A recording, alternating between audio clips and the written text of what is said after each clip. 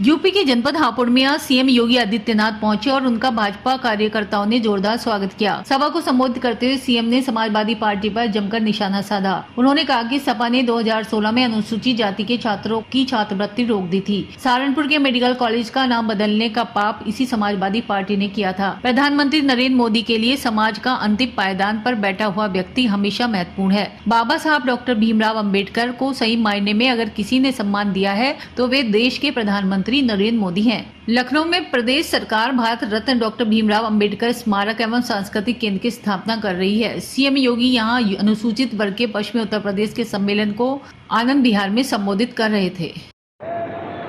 दुनिया के अंदर अंधकार था,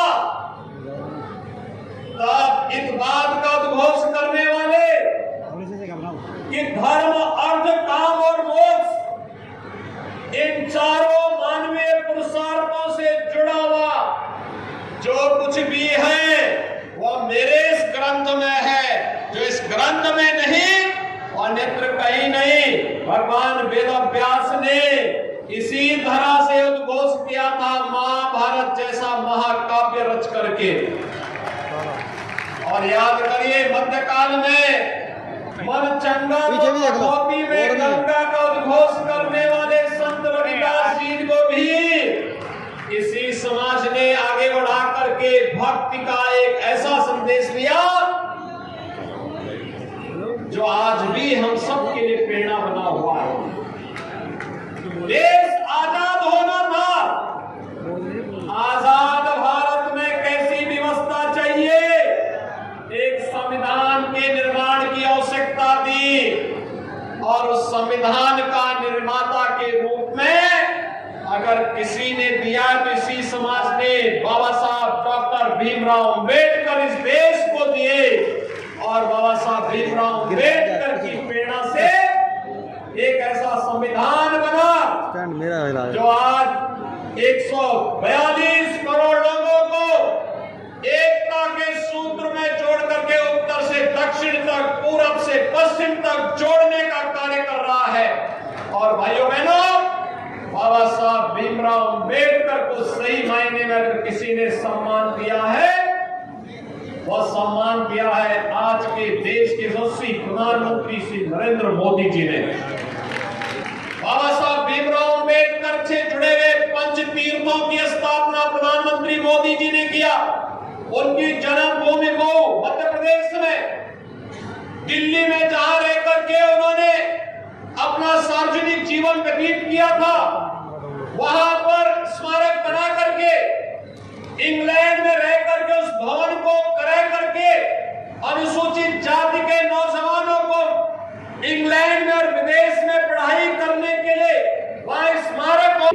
भाइयों बहनों, मैं तो आपसे इस बारे में कह सकता हूं, जब विपत्ति आती है संकट के समय ही अपने हित मित्र याद आते हैं और सही मित्र ढूंढना हो जो आपके संकट के समय खड़ा हो, वही आपका सच्चा हितैषी है। याद करिए कोरोना जैसी महामारी के दौरान भरण पोषण भत्ता हो या फिर 80 करोड़ लोगों को फ्री में राशन की सुविधा का लाभ, ये मोदी जी के नेतृत्व में डबल इंजन की सरकार ने ही ये सुविधा दी है और ये सुविधा दे रही है। डॉक्टर भीमराव अंबेडकर अंतर्राष्ट्रीय केंद्र की स्थापना कर रही है जहां पे अनुसूचित जाति जनजाति के नौजवानों को उच्च शिक्षा के लिए और प्रतियोगी परीक्षाओं के लिए स्कॉलरशिप की एक व्यवस्था और उच्च अध्ययन करने के लिए एक व्यवस्था का कार्य हम लोग करने जा रहे हैं। अंतिम चरणों में कार्य चल रहा है और लखनऊ में कार्य बहुत शीघ्र आगे बढ़ने वाला है। भाइयों बहनों, ये तो थी वह व्यवस्था जो वास्तव में बाबा साहब भीमराव अंबेडकर के विचारों को अंगीकार करते हुए आगे बढ़ाने का कार्य किया गया, उन्हें सम्मान देने का कार्य किया गया।